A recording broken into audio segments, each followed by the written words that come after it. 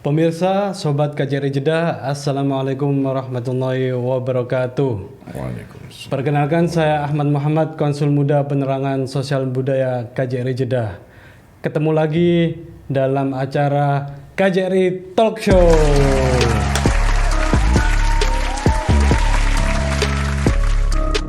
Komunikasi dengan keluarga aman. Gaji dikirimkan setiap bulan, tetapi dia tidak pernah diizinkan pulang. Lucunya kan justru di hari libur yang Jumat tadi itu sama pihak majikan dimanfaatkan untuk kumpul sama keluarga yang masuk nih, ya kan, berdasarkan laporannya itu sejumlah 15.016 orang. Saat ini bersama dengan kita telah hadir Bapak Tenaga Kerja dari KJRI Jeddah, Bapak Khalid Ibrahim. Terima kasih. Selamat siang, Assalamualaikum warahmatullahi wabarakatuh, Bapak Khalid. Assalamualaikum warahmatullahi wabarakatuh. Apa kabar, Pak? Alhamdulillah sehat, Pak Ahmad. Gimana, sudah lama di Arab Saudi? Kalau di Saudi Arabia saya per September ini tanggal 13 tepatnya saya 1 tahun. 1 tahun ya, Pak ya? Ya. Ini dalam waktu 1 tahun Pak Khalid ini terkenal sudah menguasai Medan. Oh, enggak juga. Sudah menguasai permasalahan dan sangat detail dalam memahami dan memberikan solusi dalam semua permasalahan. Iya, sudah menjadi tugas. Ini kita hari ini kita akan ngobrol-ngobrol santai saja, Pak ya. Ya. Ada beberapa pertanyaan dari kami terkait masalah ketenagakerjaan di Arab Saudi. Kalau boleh tahu, Pak, bagaimana alur bekerja di Arab Saudi? Kalau alur untuk bekerja di Saudi Arabia, betul, itu memang melalui P3MI, penyalur pekerja migran Indonesia. Jadi P3MI itu adalah perusahaan penempatan pekerja migran Indonesia yang mana di Indonesia merekrut calon PMI yang dibutuhkan oleh negara-negara penempatan, karena kita kebetulan Saudi Arabia. Jadi alurnya sejak adanya demand letter atau job order atau permohonan dari calon pengguna di Saudi Arabia ini mengajukan ke KJRI, ke kita di sini sebagai teknis ketenagakerjaan, dia mengajukan permohonan demand letter. Secara dokumen baru kita verifikasi dulu. Nah, setelah dokumen itu dirasa sudah cukup melengkapi persyaratan-persyaratannya, baru kita tindak lanjuti dengan verifikasi lapangan. Tujuannya memverifikasi lapangan itu adalah kita harus bisa memastikan bahwa calon PMI yang dari Indonesia yang akan masuk ke Saudi Arabia itu memang betul-betul dijamin, mulai dari sarananya, terus tempat bekerjanya, sesuai atau tidak dengan yang dimohonkan.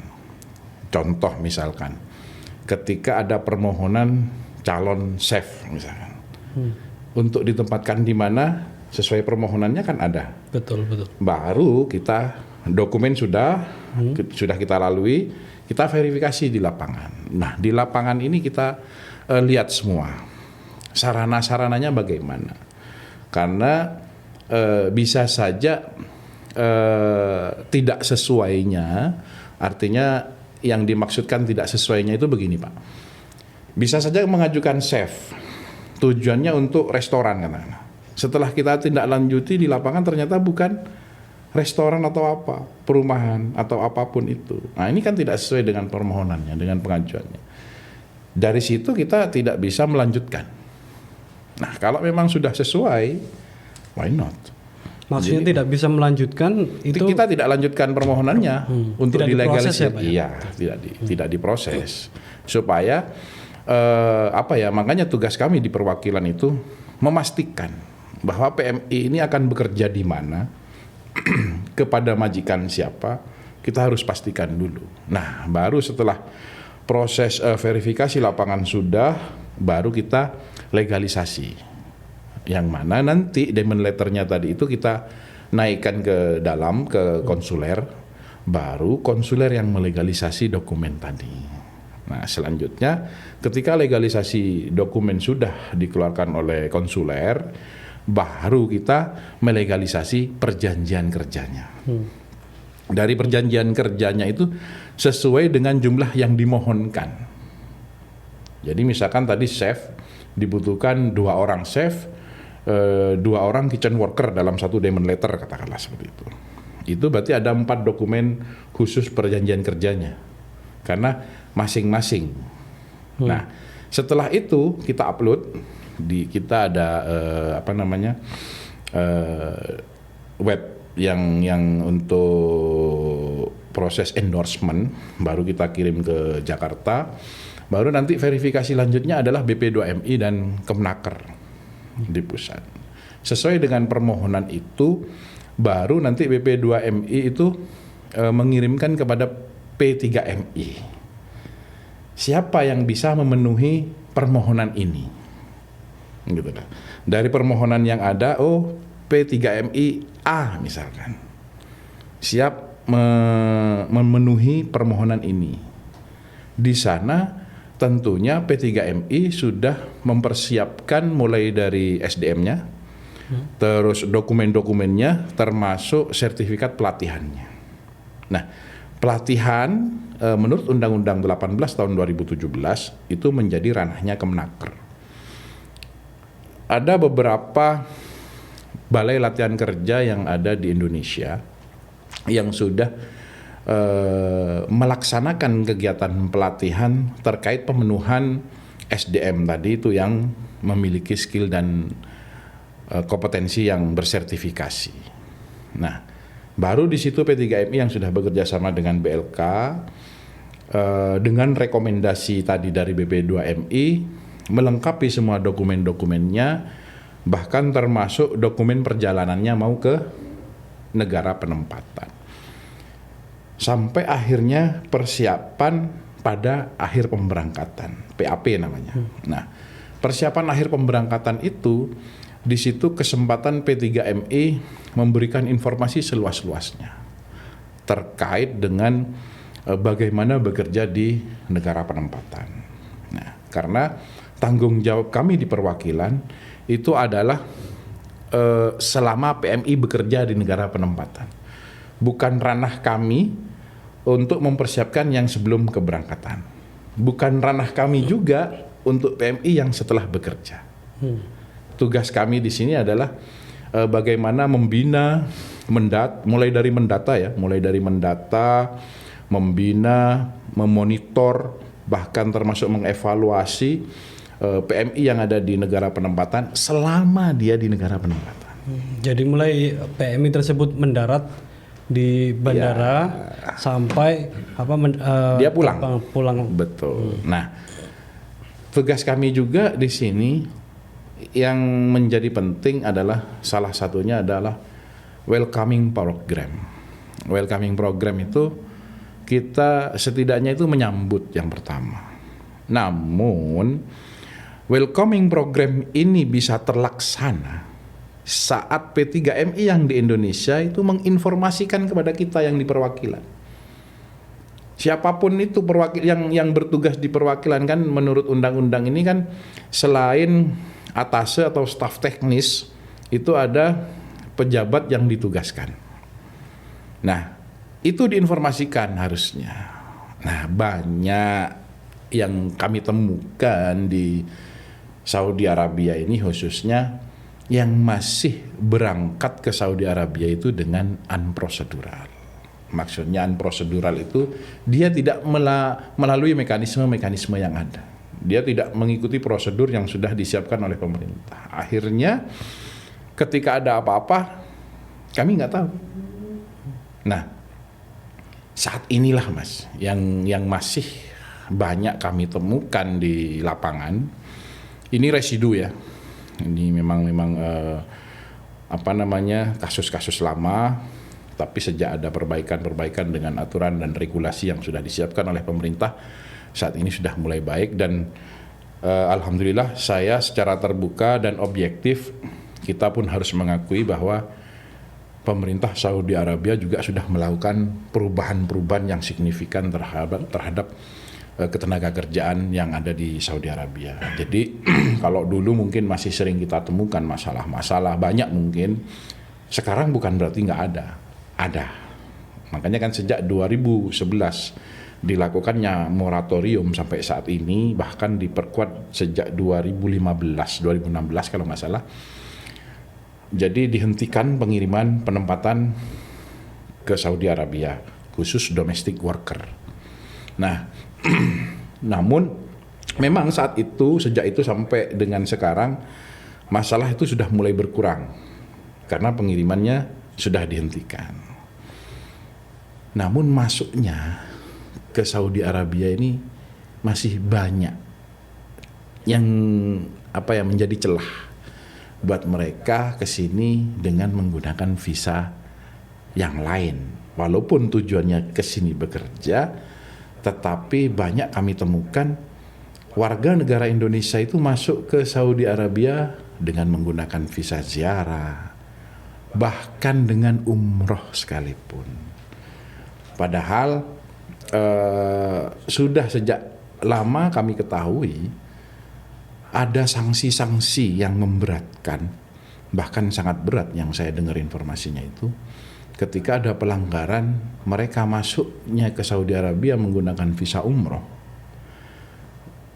terus dia tidak kembali, kan visa umroh itu tidak bisa diperpanjang.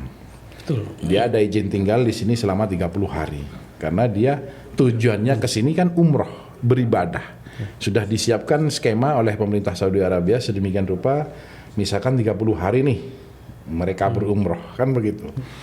Tapi ketika di lapangan, seandainya ada warga negara Indonesia yang tidak kembali, ya kan, itu menjadi tanggung jawab travel dan muasasah yang memfasilitasi selama di Saudi Arabia. Dan sanksinya yang saya dengar, si jemaah tadi itu ketika umroh terus tidak keluar kembali keluar dari Saudi, artinya overstayer, itu kalau nggak salah 50.000 Dendanya 50.000 real. Sanksinya 50.000 real, atau menjalani hukuman di Sumaisi. Muasasah atau travelnya ini yang memfasilitasi jemaah tadi itu kena 100.000 real. Cukup berat juga sebenarnya, berat Pak, ya, sekali. sanksinya. Makanya akhirnya muasasah pun pinter, Mas. Muasasah pinter untuk menghindari ini, ya kan, supaya muasasah tadi itu tidak terkena denda itu, paspornya ditahan kan. Dia umroh, oke, jemaahnya umroh, paspornya ditahan, dipegang muasasahnya.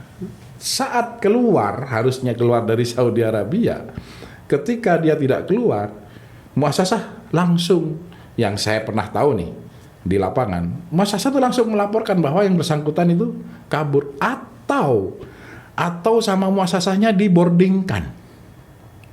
Jadi seolah-olah si jemaah ini sudah huruj mamlakah istilahnya, sudah keluar dari kerajaan. Berarti ada andil dari muasasah, Pak, ya, dalam proses ini.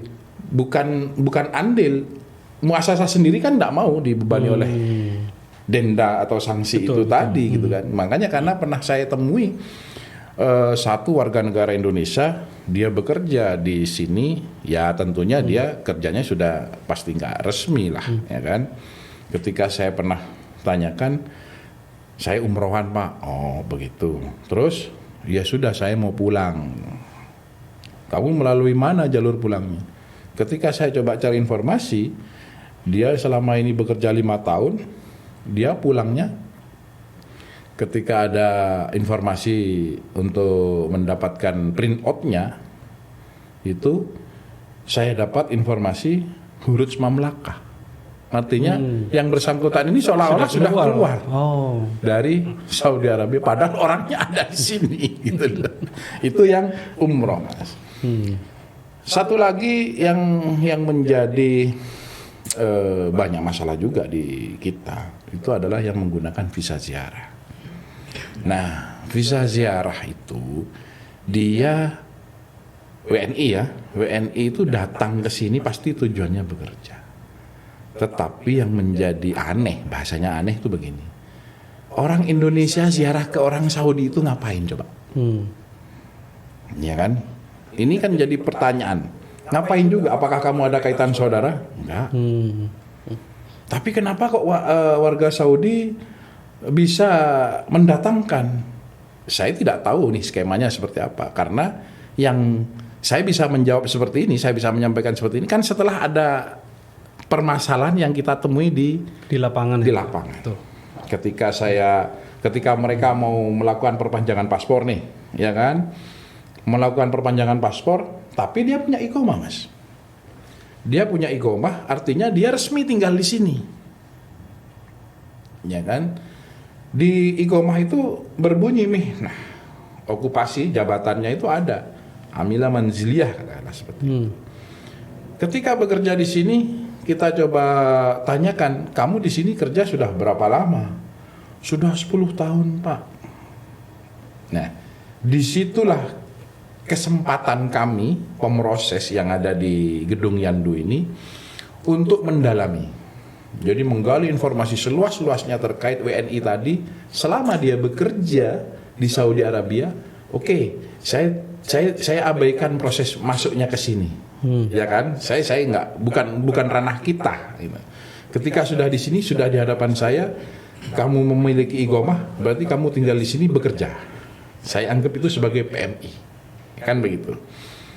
Tugas dan tanggung jawab kami memastikan bahwa hak-haknya sudah terpenuhi. Banyak yang ditemukan di lapangan, dia juga tidak mengakui 100%. Karena seperti yang tadi kegiatan yang sudah kita lakukan, yang sering kami hadapi di lapangan itu, PMI itu tidak berani jujur ke kita, bahkan tidak memberikan informasi 100% benar ya? Seluas-luasnya. Sekarang bayangin aja, mereka ikut majikan 10 tahun, ya kan? Ketemu saya nggak sampai 2 menit, tapi kita berupaya untuk bagaimana dia bisa yakin terhadap kita. Nah, ini kan tantangan, Pak. Contoh saya dengan Mas Ahmad sekarang. Mas Ahmad baru ketemu saya paling 5 menit nih sekarang. Betul. Tapi sebelumnya Mas Ahmad di luar sudah 10 tahun. Pasti Mas Ahmad lebih percaya sama yang di luar yang sana 10 tahun daripada kita ketemu 2 menit ini. Iya, betul. Saya nanyain gaji, enggak sepenuhnya jujur.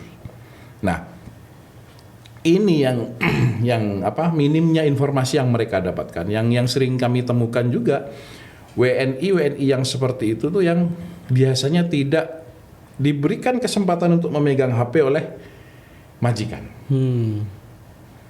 Ketika dia tidak memiliki alat komunikasi, pasti sudah terputus dari dunia luar. Dari dunia luar.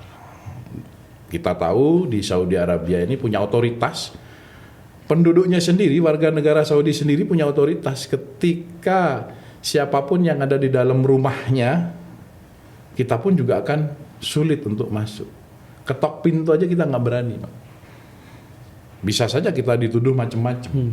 Bahkan ketika kita menemukan aduan nih, aduan kita kan juga banyak, Mas.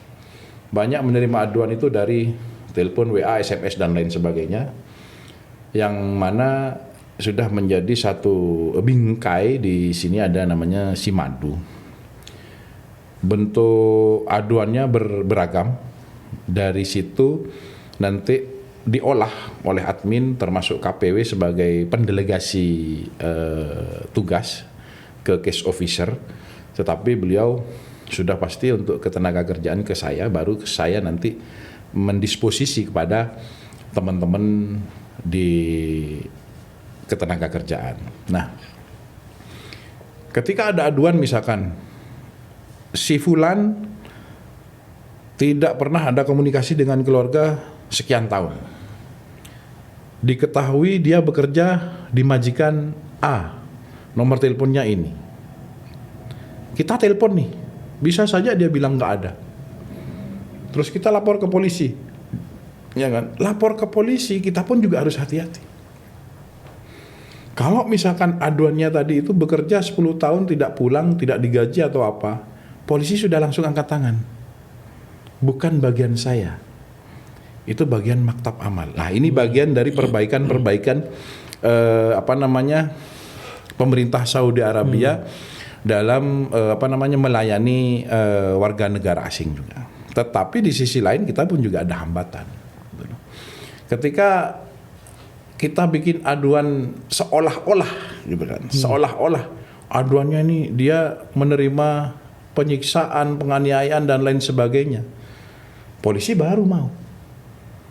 Tapi resikonya kalau tidak sesuai dengan yang kita sampaikan ke polisi, itu akan berisiko kembali kepada kita. Saya dikira nanti membuat laporan atau aduan palsu. Inilah di sini bentuk kehati-hatian yang perlu kita jalani di negara penempatan. Makanya saya berharap kepada teman-teman PMI itu setidaknya sebelum berangkat, ya mungkin nanti kalau pas memang ini sudah bisa beredar informasi ini begini.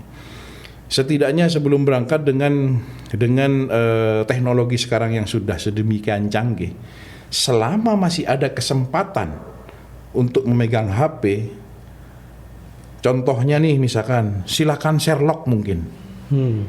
Saya tiba di sini Sherlock sama saudara. Saya tiba di sini Sherlock mungkin sama saudara. Jadi intinya biar terpantau ya. Betul. Posisinya. Karena apa? Kalau yang mereka yang ziarah-ziarah nggak mungkin lapor kita, Mas. Nggak mungkin.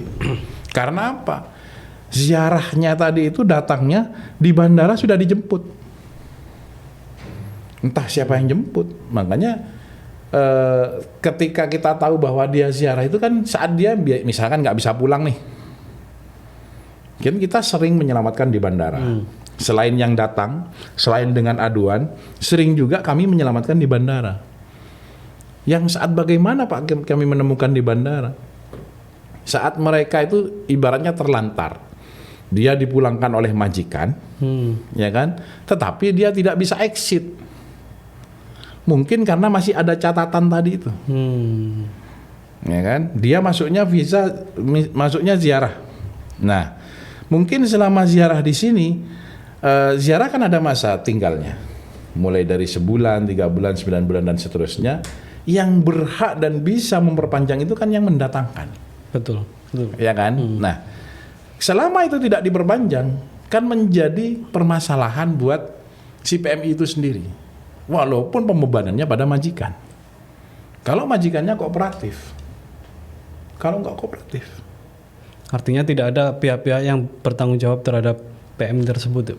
Betul. Makanya itu di bandara ya sudah nggak diurusin. Akhirnya ya kita sebagai aparat yang bertugas di perwakilan sudah menjadi kewajiban dan tanggung jawab kita untuk segera menyelamatkan dalam hal perlindungannya, keselamatannya dia. Baik itu jiwanya, kesehatannya, bahkan hak-haknya. Baru di situ kita dalami. Kamu di sini sudah berapa lama? Sekian tahun Pak, kerja di sini di mana? Saya tahunya di sini, kan begitu aja. Terus kamu digaji berapa? Digaji sekian, nerima. Kadang kan begitu. Jadi perlu dicermati juga Pak ya, mengenai informasi-informasi yang diberikan oleh PMI itu sendiri. Betul, makanya kan saya berharap juga PMI itu juga mungkin seperti yang tadi disampaikan Profesor, kita harus pintar katakan. Ya banyak cara pintar itu.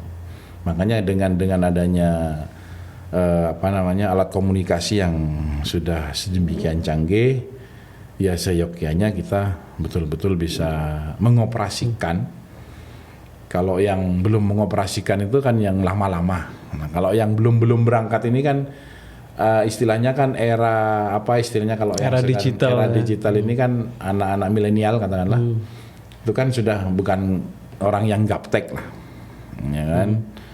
Dengan Sherlock itu membantu memudahkan. Setidaknya keluarga itu diinformasikan saya berada di sini, saya berada di sini, saya berada di sini. Artinya paling tidak PMI yang bersangkutan itu tetap membawa alat komunikasi Pak ya. Itu bagian daripada haknya dia untuk mendapatkan kesempatan berkomunikasi. Betul. Dengan siapapun. Betul. Itu yang harus makanya Mas, dengan adanya welcoming program kita sampaikan bahwa kamu di sini di negara penempatan harus mematuhi aturan-aturan negara di sini. Yang pertama, yang kedua bahwa kamu selama bekerja jam kerjanya sekian sesuai dengan perjanjian kerjanya.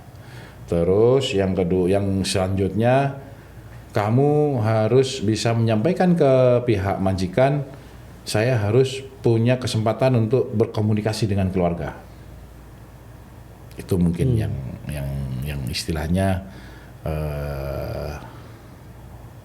bisa kita informasikan saat welcoming program. Nah, itu yang menjadi penting buat teman-teman PMI yang mau bekerja di negara penempatan, di negara manapun, Mas, di negara manapun. Jadi memang harus ada kerjasama, koordinasi intens dengan perwakilan.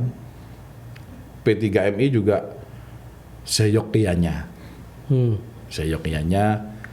terus berkomunikasi, karena selama PMI yang dikirimkan ke negara penempatan masih di bawah tanggung jawab P3MI.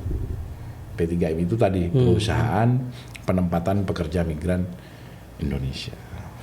Kira-kira Pak, dari yang digambarkan oleh Pak Khalid tadi, apa sih yang paling penting dalam melakukan penanganan PMI terutama di Arab Saudi ini, Pak? Kalau penanganan ini karena kompleksitas, jadi kita memang harus tadi jeli dilihat dari latar belakang permasalahannya, karena beragam. Ada yang bekerja baik-baik saja, gaji lancar, tetapi tidak pernah diizinkan pulang. Ada, bahkan yang sampai 10 tahun ada, bukan tidak ada. Dia bekerja baik-baik saja. Kalau kami ini kan menerima laporan, betul. Kami di sini menerima aduan. Yang melaporkan bisa yang bersangkutan, bisa temannya, bisa saudaranya, atau mungkin keluarga yang di Indonesia. Kalau memang dia bisa berkomunikasi dengan pihak keluarga, sampaikan saja, saya minta bantuan dong, siapa yang bisa bantu saya ini nggak pernah cuti. Nah, ketentuan yang sedang dipersiapkan juga di technical arrangement itu, setidaknya 2 tahun lah. 2 tahun PMI bekerja mendapatkan kesempatan cuti, setidaknya 1 atau 2 bulan. Ini bagian daripada refreshing juga sebetulnya. Betul. Dia nggak harus terus bekerja saja. Bosen, biar nggak. Ya kan? Karena kalau di ketentuan yang saya tahu, bahkan di negara-negara yang lain, itu ada bekerja 1 minggu mendapatkan kesempatan berlibur 1 hari. Nah, kalau di sini nggak bisa seperti itu. Sekarang efektifnya aktivitas di sini kan mulai dari Minggu sampai Kamis nih. Betul. Ya kan? Pengennya Jumat, istilahnya ijazah di sini. Ya kan? Pengen berlibur walaupun sekedar mencari angin segar. Tetapi lucunya kan justru di hari libur yang Jumat tadi itu sama pihak majikan dimanfaatkan untuk kumpul sama keluarga. Justru pembebanan tugasnya si PMI kita itu berat juga. Malah lebih banyak di waktu weekend. Pengennya libur, malah kerjanya semakin berat. Nah, tapi setidaknya kalau komunikasi baik antara PMI dengan majikan, makanya saya kan menginginkan PMI itu harus lapor diri. Sudah menjadi ketentuan dari Kemlu juga itu. Jadi bukan hanya dari Kemlu saja, dari pihak kami sendiri, dari Kementerian Ketenagakerjaan, mewajibkan sebetulnya kepada PMI hadir di negara penempatan, segera lapor diri. Tujuannya apa? Biar diketahui oleh perwakilan. Biar terpantau jika ada hal-hal yang membutuhkan penanganan segera gitu, biar bisa segera dilakukan tindak lanjutnya.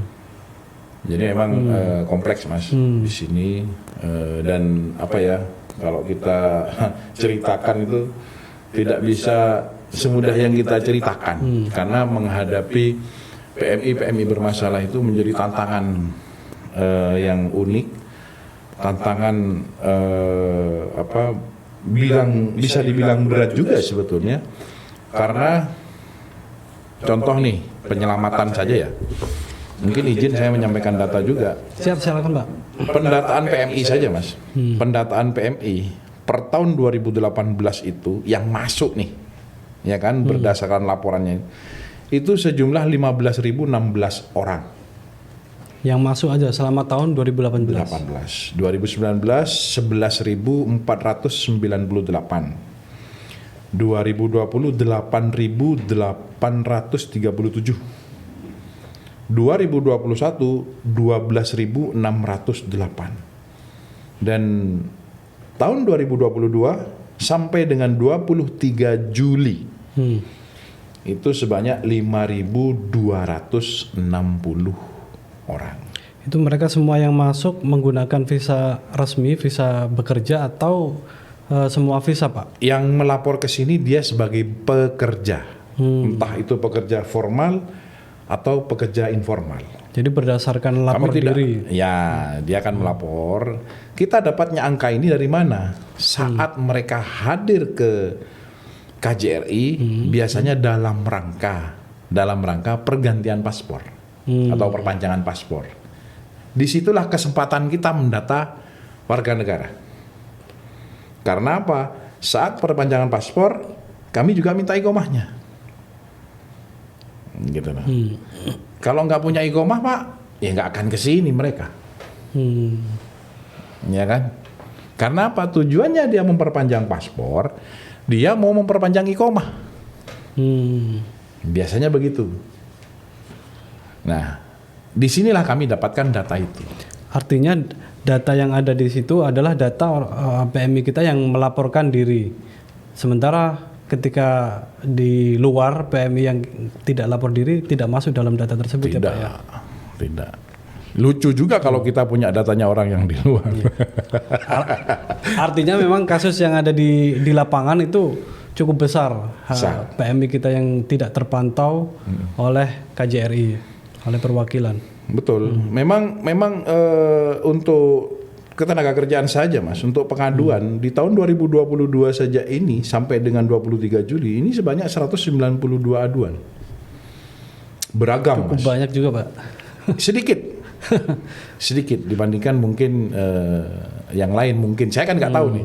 Saya tidak membandingkan dengan negara yang lain. Tapi kita fokus yang di Jeddah saja. Ini pengaduannya 192. Tetapi kalau ini diakumulasi dengan pengaduan-pengaduan yang lain terkait dengan keimigrasian kah, mungkin kekonsuleran, ribuan, Mas. Ini aduan-aduan yang masuk ke kita formal saja nih. Entah itu mungkin aduannya saya nggak digaji, atau mungkin saya pengen pulang tetapi iqomah saya mati, gitu ya. Mungkin kurang lebihnya seperti itu. Bahkan yang meninggal pun juga banyak, Mas. 2022 ini ada 56 orang per 23 Juli 2020. Itu selama dari 2022 saja, dari Januari sampai Juli. 56 orang, Pak, ya. Rata-rata meninggal karena sebab alami, sakit atau bagaimana itu, Pak? Sampai dengan saat ini kami mengeluarkan rekom PMI meninggal itu di saat mereka memiliki iqomah. Jadi kami anggap itu sebagai PMI. Karena warga negara Indonesia, kenapa tidak bisa kita kategorikan PMI ketika mereka tidak memiliki iqomah? Mereka warga negara Indonesia. Tapi pekerja migran Indonesia sudah pasti warga negara Indonesia. Makanya aduannya beragam. Yang seperti ini dia pekerja. Contoh 56 orang data pendataan PMI meninggal ini yang rekomendasinya kami keluarkan. Sudah kami keluarkan per 23 Juli 2022. Jadi misalkan ada laporan meninggal dunia nih, ya kan? Ketika yang bersangkutan almarhum tadi itu punya iqomah, berarti kita anggap dia sebagai PMI dulu. Kenapa harus seperti itu? Ketika di iqomah, dia punya iqomah, di bunyi iqomah ada mihnahnya, ada okupasinya atau jabatannya. Dia sebagai apapun, kami tidak melihat. Otomatis dia di sini sebagai pekerja. Nah, karena dia sebagai pekerja, harus melalui mekanisme-mekanisme pendataan. Apakah almarhum ini sudah terpenuhi selama dia bekerja hak-haknya, utamanya gaji? Kita akan konfirmasi nih. Konfirmasinya bagaimana? Termasuk kita hubungi keluarga yang di Indonesia. kami dapat aduan ini, apa betul Bapak keluarganya almarhum ini? Oh iya, selama ini bagaimana? Komunikasinya bagaimana? Lancar Pak. Oke, terus gajinya bagaimana? Kalau di situ ada indikasi PMI tadi itu tidak, istilahnya masih ada hak yang belum diterima, kita belum mengeluarkan rekom ke konsuler. Konsuler pun tidak akan mengeluarkan izin pemakaman sebelum mendapatkan rekom dari kami, dari teknis ketenagakerjaan. Karena apa? Sebelum dimakamkan, ayo kita penuhi dulu haknya. Baru kalau sudah terpenuhi haknya, dibuktikan dengan surat pernyataan dari keluarga yang diketahui oleh kepala desa, baru kami keluarkan rekom ke konsuler. Baru konsuler mengeluarkan izin pemakaman tadi itu. Itu sebanyak 56. Dan alhamdulillah juga penyelamatan hak PMI meninggal di selama 2022 ini, alhamdulillah per 23 Juli ya. Per 23 Juli ini sebesar 1.699.873 real, Saudi real. Itu hanya PMI yang meninggal saja Pak ya? Bukan, ini penyelamatan hak. Penyelamatan gaji. Penyelamatan. Kalau yang yang meninggal tadi sebanyak 56 orang. Kalau per 28 Agustus tadi saya mendata 27 Agustus ini sebesar 2.026.151 2 juta real Saudi ya Pak? Iya. Kalau ekuivalen jadi sekitar 8M. Ya, 8 juta, 8M. 8M. Itu alhamdulillah upaya-upaya teman-teman selama 2022 sejak Januari hingga Agustus. Hingga Agustus ini. Ada kemungkinan ya kita harapkan bisa lebih. Harapannya seperti itu. Harapannya kami tidak menemukan masalah ini lagi sebetulnya. Betul, Pak. Cuman karena residu ya masih banyak PMI kita yang ada di Saudi Arabia ini yang boleh dibilang bandel juga sih. Ya kan? Kenapa saya bilang bandel?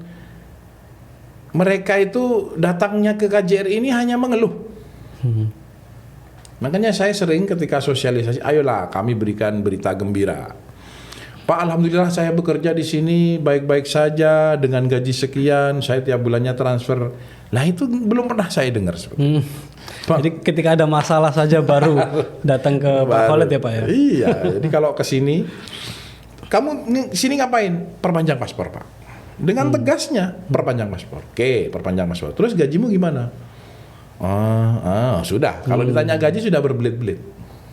Ya kan? Padahal kami tujuannya bukan minta gajinya, ingin menyelamatkan sebetulnya. Artinya ingin memastikan hak-haknya terpenuhi. Betul. Ya, Pak, ya?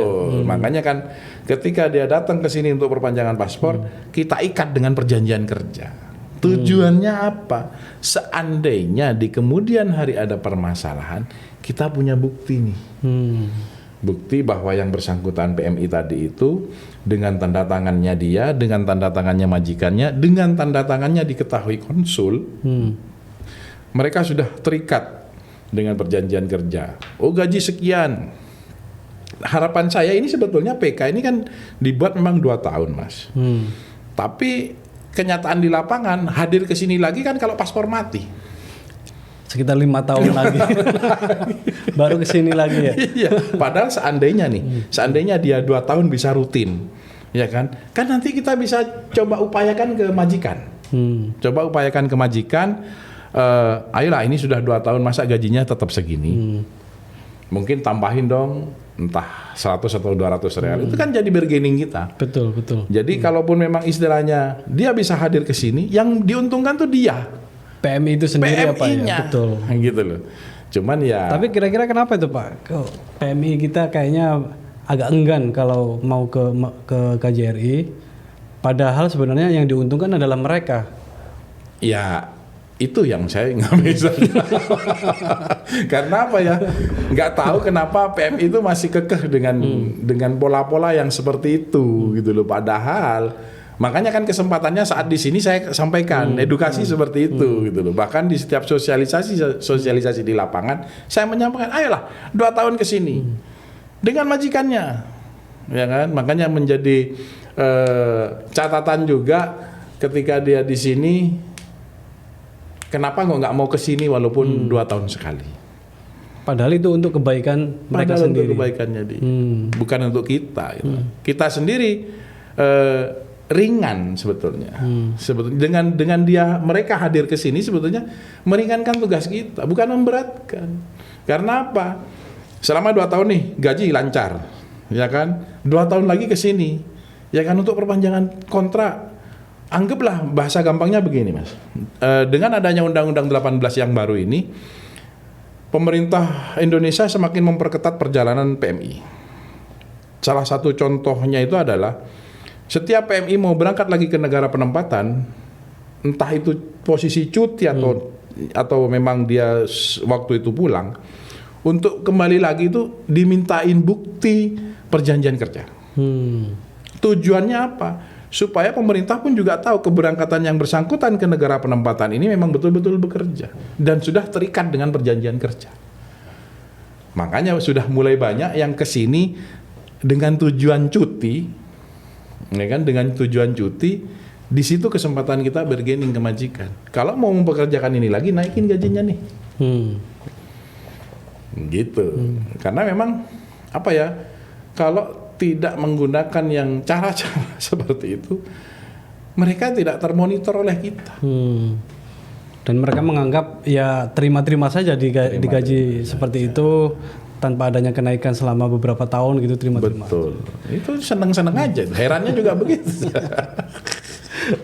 Pak, kalau boleh tahu Pak, kira-kira bagaimana sih mekanisme di atas ketenaga kerjaan kalau misalkan ada PMI menelpon mengadukan permasalahan, entah itu permasalahan gaji atau permasalahan kontrak, sementara yang bersangkutan tidak punya waktu untuk datang langsung ke KJRI. Itu bagaimana penanganannya, Pak? Boleh bisa melalui hotline KJRI. Jadi KJRI itu ada hotline yang bisa diakses oleh siapapun. Bahkan keluarga yang di Indonesia sekalipun itu bisa mengakses. Bisa dari portal Peduli juga, websitenya Kemlu. Silakan adukan apa saja, walaupun melalui WhatsApp, melalui telepon kah, melalui surat kah, kami terbuka, kami terima karena ini bagian bentuk pelayanan kami di negara penempatan. Sudah menjadi tugas dan tanggung jawab kami di sini. Silakan kalau misalkan ada aduan-aduan dari termasuk yang bersangkutan sendiri nih. Sering kami terima telepon dari yang bersangkutan, sering. Tapi rata-rata mereka itu WA ke kita. Telepon jarang, karena kalau memang ada masalah, telepon itu jarang. Gak mungkin kalau nggak ada masalah. Kalau ada masalah, dia itu bisanya pasti WA. Karena apa? Nggak bersuara lah atau voice lah. Dia, Pak, saya ada di sini, masalah gini. Ya sudah, nanti saya kirim template-nya yang aduan ke hotline. Baru langsung mereka bikin aduan, akhirnya nanti masuk ke frame tadi itu, Simadu, aplikasi Simadu yang dimiliki KJRI, baru di situ kita nanti sebar ke case officer. Jadi tindak lanjutnya seperti apa, Pak? Apakah ada tim dari teknis ketenaga kerjaan untuk langsung ke rumah PMI di mana PMI bekerja, atau ada mekanisme khusus untuk untuk memeriksa aduan itu, apakah aduan itu benar atau tidak, atau seperti apa, Pak? Tentunya kita analisa dulu. Tidak bisa langsung aduan kita langsung tanggapi. Tanggapi sudah pasti. Tetapi respon sudah pasti. Tetapi untuk menanggapi kita klasifikasikan. Kalau misalkan tadi masalah gaji, kita coba mereka hadir ke sini dulu, gitu, bawa majikannya. Kalau memang misalkan ada kendala-kendala, nggak bisa keluar atau tidak diizinkan keluar atau apapun, itu baru kami koordinasikan dengan konsuler biasanya. Karena apa? Klasifikasi aduan yang tadi bukan hanya unsur ketenaga kerjaan saja, tetapi mungkin ada istilahnya, mungkin kita masukkan kategori ke aduan unsur yang pidana, kekonsuleran bahasanya. Siap. Kalau kekonsuleran itu bisa baik itu pidana atau pidana kan meliputi macam-macam tuh, ada penganiayaan mungkin, penyekapan dan lain sebagainya. Kalau murni yang ketenaga kerjaan memang ada sedikit hambatan di kita, tetapi alhamdulillah Saudi Arabia sendiri sudah terbuka dan sudah ada lembaga yang mengakomodir permasalahan-permasalahan ini yang ada di Saudi Arabia dengan pihak ketiga yang namanya Sakan. Sakan itu sangat membantu. Banyak kasus yang di atas 12 Boleh dijelaskan Pak mengenai Sakan itu sendiri? Sakan itu lembaga yang ditunjuk oleh Saudi Arabia, pemerintah Saudi Arabia untuk memediasi permasalahan warga negara asing yang ada di Saudi Arabia. Ini Sakan. Sakan itu di dalamnya meliputi ada maktab amalnya, ada mahkamahnya. Jadi di Sakan sendiri ada ruang sidangnya juga. Dan kita diuntungkan dengan Sakan juga. Karena apa? Ketika kita tidak bisa menghubungi orang Saudinya, orang Arabnya tadi itu, Sakan justru bisa. Karena kan sama-sama orang Arabnya. Jadi lintas kita stakeholder nih, artinya kaitannya dengan Sakan tadi itu. Sakan ini ibaratnya lembaga bantuan hukum lah mungkin kalau di Indonesia. LBH ya, lembaga bantuan. Kurang lebihnya seperti itu. Jadi Sakan lah yang memediasi kita PMI dengan majikan yang bermasalah. Sakan juga membantu kita. Itu merupakan salah satu bagian dari reformasi, dari perbaikan-perbaikan dari pemerintah Saudi ya Pak ya. Betul. Untuk peningkatan pelayanan betul. Ya, betul. Terakhir Pak, ini apakah Bapak bisa sampaikan motivasi atau himbauan kepada PMI-PMI kita yang ada di Arab Saudi ini mengenai dunia kerja, bagaimana cara menjadi PMI yang baik, itu seperti apa Pak? Oke. Jadi saya sampaikan kepada rekan-rekan PMI, calon PMI, persiapkan diri kita dengan memiliki kompetensi. Ketika Anda sudah memiliki kompetensi, mungkin sudah tidak sempat berpikir untuk bekerja di luar negeri. Tetapi dengan Anda memiliki kompetensi, Anda siap bertarung di mana saja. Di dunia kerja manapun, ketika Anda memiliki kompetensi, Anda memiliki nilai jual. Karena itu menjadi bekal dasar. Ketika memang sudah memiliki kompetensi, skill apapun yang Anda miliki, bekerja di mana saja, saya yakin pasti diterima dimanapun. Yang pasti tentunya untuk berangkat ke luar negeri harus melalui mekanisme dan prosedur yang sudah dijadikan ketetapan oleh undang-undang dan aturan yang ada di Indonesia dan negara penempatan. Baik, terima kasih. Itu Pak dari saya. Terima kasih Pak Khalid atas kesediaannya hadir di sini dan penjelasannya. Sama-sama. Sobat KJRI Jeddah, demikian perbincangan kita dengan Ketenaga Kerjaan KJRI Jeddah, Bapak Khalid Ibrahim. Semoga dapat memberikan wawasan dan gambaran mengenai dunia kerja di KJRI Jeddah. Amin. Kita jumpa lagi di podcast KJRI Jeddah edisi berikutnya. Assalamualaikum warahmatullahi wabarakatuh.